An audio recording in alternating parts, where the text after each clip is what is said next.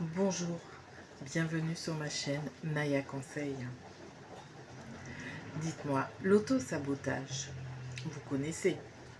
On a tendance à s'auto-saboter dans différents domaines. Mais dans le domaine de l'amour, là aussi, on peut s'auto-saboter. Dites-moi, êtes-vous de ces personnes qui disent vouloir aimer? Et pourtant, dès que la relation devient stable, comme par hasard, il y a quelque chose qui se dérègle.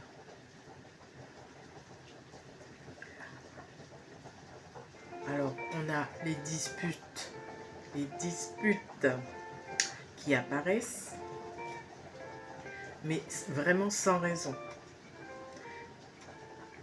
En fait, on aura beau chercher, on se demande pourquoi on se dispute. Ça peut aller jusque-là. Tellement que la dispute, il n'y a pas de raison de se disputer. Il n'y a pas de clarté, en fait. Les doutes aussi, qui se mettent à envahir votre esprit.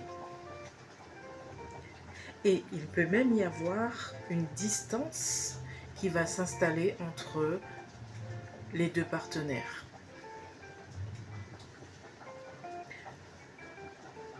Franchement, je peux vous dire que ce n'est pas l'amour qui manque. Ils s'aiment, c'est sûr. Ça ne manque pas du tout entre vous, l'amour. Mais c'est que l'amour elle-même réveille des blessures dans l'un des deux. Dans l'un des deux partenaires. Il y a forcément soit l'homme ou soit la femme qui a des blessures qui se réveillent alors qu'elle est en couple. Alors, le thème d'aujourd'hui, donc, parlera de l'auto-sabotage dans la relation.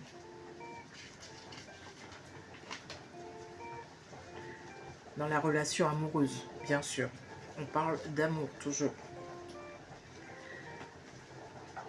Donc, je commence par le dire. On ne va pas être là pour accuser. Moi, je ne suis pas là pour ça.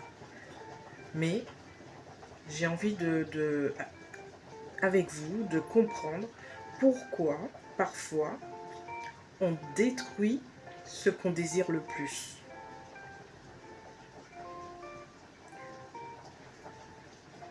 Donc, avant de juger ce comportement, il faut déjà comprendre ce qui l'alimente. Parce que ça vient forcément de quelque part.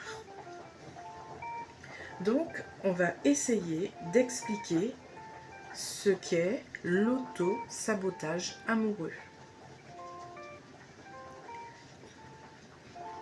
Alors, on pourrait dire que l'auto-sabotage, c'est quand il y a des comportements, souvent ces comportements sont inconscients,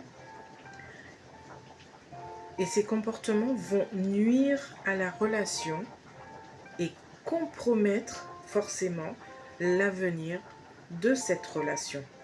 C'est en quelque part se mettre soi-même des bâtons dans les roues. Tu veux être en relation, mais tu vas faire des choses qui vont créer de la distance entre toi et ton partenaire. Et ça, même quand tout va bien. Un exemple, vous êtes dans votre couple, tout se passe bien, et soudain, ton attitude change. Tu deviens froide ou froid, ça dépend lequel commence à s'auto-saboter. Tu commences à être critique, et aussi tu commences à être distant.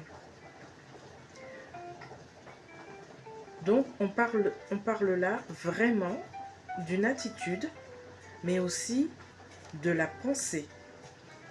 qui te pousse à détruire la relation. Et on sait comment il faut être dans la relation.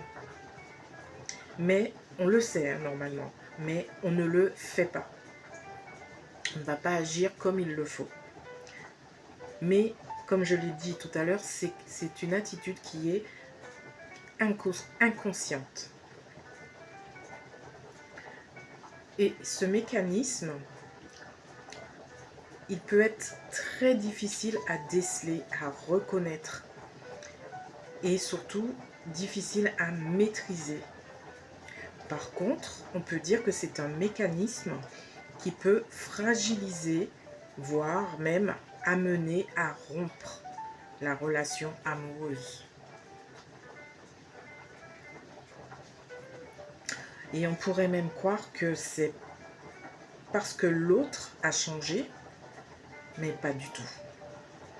C'est parce que la sécurité te met mal à l'aise. Et on ne cessera pas de le dire, que ce malaise a souvent, très souvent, une origine bien précise. Et oui, on revient comme par hasard à l'enfance, à ce qu'on aura pu vivre pendant notre enfance. Et donc, on va se demander pourquoi on s'auto-sabote en amour. Alors, on va dire que ce comportement a souvent son origine, donc comme je viens de le dire, ça vient de l'enfance, lorsque l'amour est, comment je vais vous dire ça,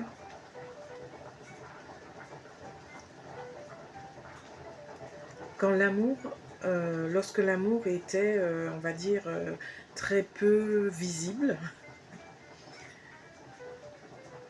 Et donc l'auto-sabotage va naître souvent d'un manque d'affection qu'on a eu auparavant, soit à l'enfance ou même un peu après. L'auto-sabotage peut aussi provenir d'une expérience de rejet, une expérience où vous vous êtes senti rejeté ou abandonné.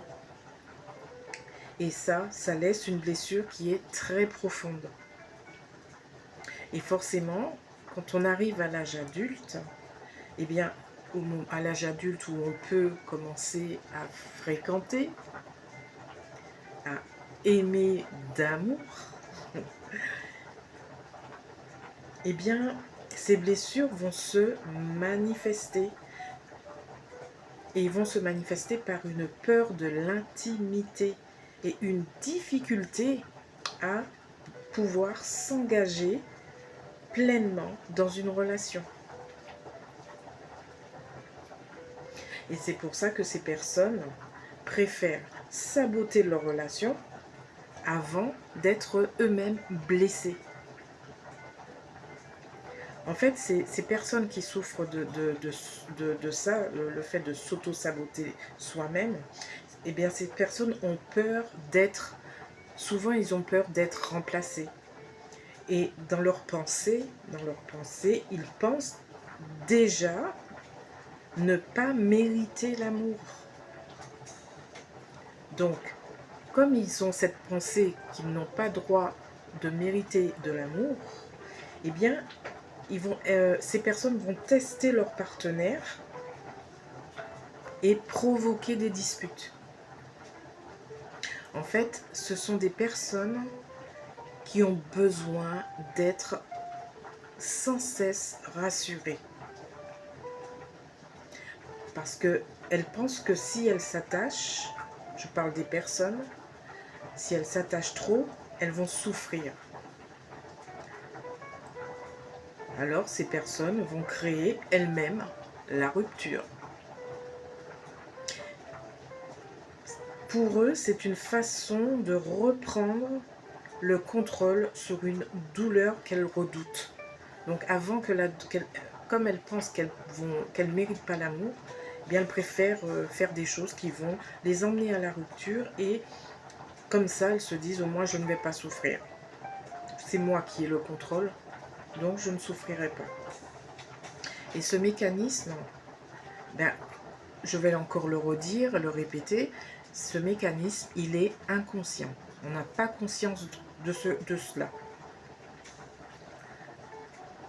Alors, si on n'en a pas conscience, on va se dire, dans ces cas-là, comment l'autosabotage se manifeste au quotidien, dans le quotidien du couple. Imaginez-vous une belle histoire. Vous vous rencontrez, donc vous rencontrez quelqu'un, la connexion entre vous, elle est super, elle est top. L'alchimie, n'en parlons pas, elle est là. Et là, que faites-vous? Eh bien, vous vous mettez en couple. Si en plus l'amour naît entre vous, il y a cette alchimie, tout est super beau, tout est super magnifique. Eh bien, vous décidez de vous mettre en couple. C'est normal. Mais bizarrement, quelque chose va changer. Vous devenez froid. Vous provoquez les disputes.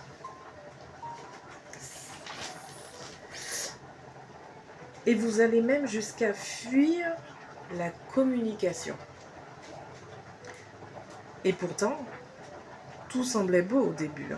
Tout semblait magnifique. Tout semblait bien se passer.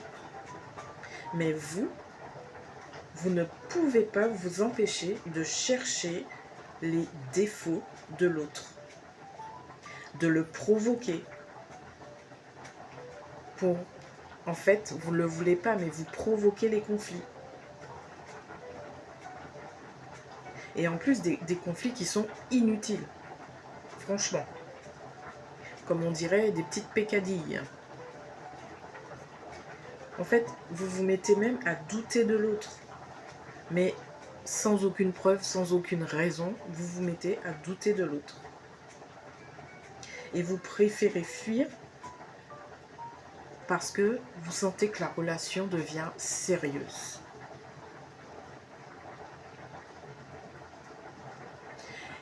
Et en y réfléchissant, il y a aussi cet acte que vous pouvez faire. L'acte, j'en ai parlé dans d'autres vidéos précédemment, eh bien c'est devenir infidèle. Eh bien, devenir infidèle, c'est aussi un acte d'autodestruction. Vous allez tromper juste pour générer de la douleur avec l'espoir de provoquer la rupture. Vous la redoutez, bien sûr, vous redoutez cette rupture, mais vous la redoutez autant que vous la désirez. Et quelquefois, dès le début de la relation, vous allez vous dire, de toute façon, ça ne durera pas. Et du coup, vous vous mettez à agir comme si c'était déjà fini. Alors pourquoi ces comportements? Eh bien, derrière ces comportements-là, il y a une profonde croyance. Et la croyance qui est cachée derrière l'auto-sabotage, c'est une pensée que l'on a. Et cette pensée, c'est si l'autre me connaît vraiment, il finira par partir. Mais c'est aussi une croyance qui est totalement erronée.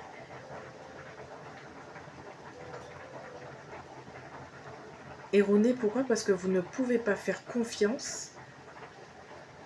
Enfin, vous ne faites confiance à personne. Et c'est pour ça que vous avez ce genre de croyance qui est erronée, qui est totalement pas du tout fondée. Alors du coup, vous allez préférer prendre les devants. Et vous allez pousser votre partenaire à bout, mais totalement à bout. En fait, vous cherchez à abîmer votre relation. Donc, ce n'est pas parce qu'il y a un manque d'amour, comme je le disais au début, c'est juste un manque de sécurité intérieure. En fait, tout ça vient de vous intérieurement.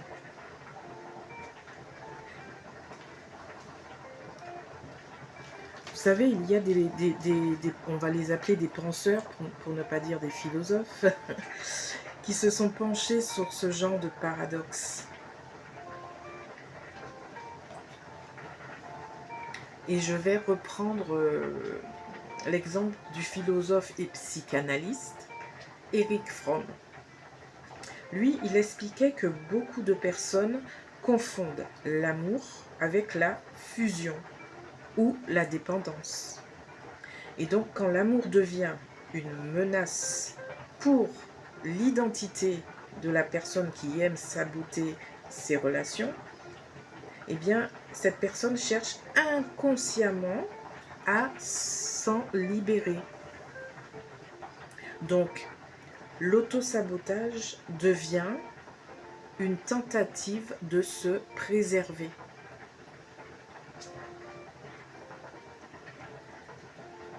Et donc, de là, on pourrait se dire, mais est-ce qu'il n'y a pas une autre façon de faire, une autre façon d'agir? Bien, si, il y a toujours une solution, comme on dirait, il y a toujours une solution à tout. Et donc, sortir de l'auto-sabotage, eh bien, on a une première étape. La première étape, attention, hein, ce n'est pas de changer de partenaire, bien sûr que non, mais c'est de changer le regard qu'on a sur soi-même. Je vais vous donner quelques pistes. En fait, il faut déjà observer les relations, les réactions, excusez-moi, il faut observer les réactions, mais sans vous juger. Il faut, deuxièmement, essayer d'identifier les moments où tout va bien et identifier aussi les moments où ça commence à déraper, où vous commencez à déraper. On pourrait aussi, troisièmement, apprendre à communiquer la peur que l'on ressent plutôt que d'attaquer directement l'autre, d'attaquer frontalement l'autre, le partenaire. Alors, on pourrait dire un exemple, quand vous vous sentez proche de l'autre, vous prenez peur. Et du coup, vous allez vous fermer. Et ça, vous le savez, puisque vous observez vos réactions. Donc, vous connaissez, vous savez comment vous allez réagir. Donc, ça, il faut le dire. Dites-le lui. Au lieu de créer un conflit, dites-lui plutôt que lorsque vous vous sentez proche, eh bien vous prenez peur. Et de là, vous fermez comme une huître. Et ce travail, le fait de le dire, de parler de cette douleur, ce travail peut transformer profondément la réaction, mais en mieux. Et donc, que va-t-il se passer quand vous cessez de saboter votre relation? Maintenant que vous avez compris qu'il faut analyser, réfléchir, essayer d'identifier ces moments bizarres, eh bien, et que maintenant vous parlez de cette peur à votre partenaire, que va-t-il se passer si vous arrêtez de saboter votre relation? Eh bien, quand tu vas arrêter de te battre contre l'amour, puisqu'en fait, s'auto-saboter, saboter la relation, c'est en quelque part se battre contre l'amour. Eh bien, la relation va devenir beaucoup plus fluide. La communication, elle sera beaucoup plus apaisée. et votre confiance en vous va grandir. Et en fait, tu seras rassuré car tu vas prendre conscience que l'on t'aime vraiment. C'est pas une utopie, c'est vraiment que le partenaire t'aime. Et du coup, tu ne vas plus chercher à détruire pour te protéger. Parce que c'est un réflexe de protection en fait. Tu vas apprendre à rester présent dans la relation ou présente malgré ta peur. Parce qu'en fait, l'auto-sabotage, en fait, tu le verras toi-même. L'auto-sabotage n'est pas ton ennemi. Tu vas t'en rendre compte. C'est juste un signal. Et ce signal te montre l'endroit exact où une blessure demande à être entendue, à être analysée, à être guérie. Et quand tu comprends ça, eh bien l'amour cesse d'être un champ de bataille. Voilà. On va terminer sur ce point. Donc si ces vidéos te plaisent, je t'invite à t'abonner afin déjà de soutenir ma chaîne et puis qu'on puisse continuer ce chemin ensemble d'analyse, de compréhension.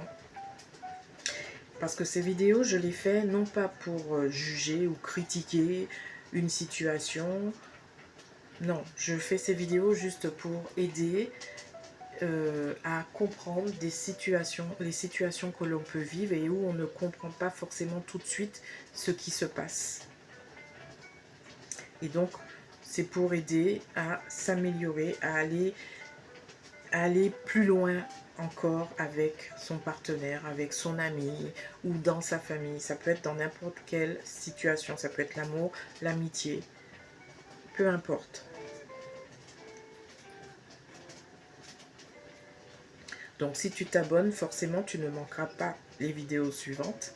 Parce qu'en fait, je vais essayer de vraiment analyser les situations. Donc les idées, déjà, j'attends qu'elles me viennent, hein, pour ensuite les travailler et ensuite les partager avec toi.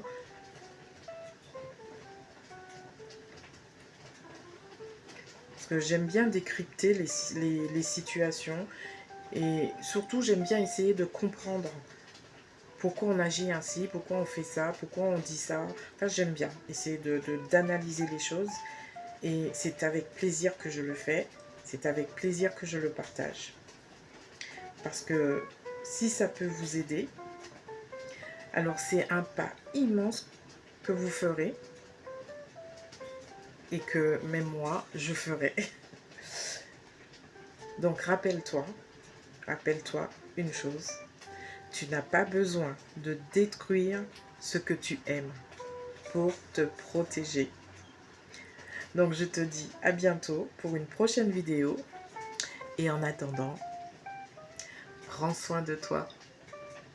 Au revoir et à très bientôt sur un autre thème.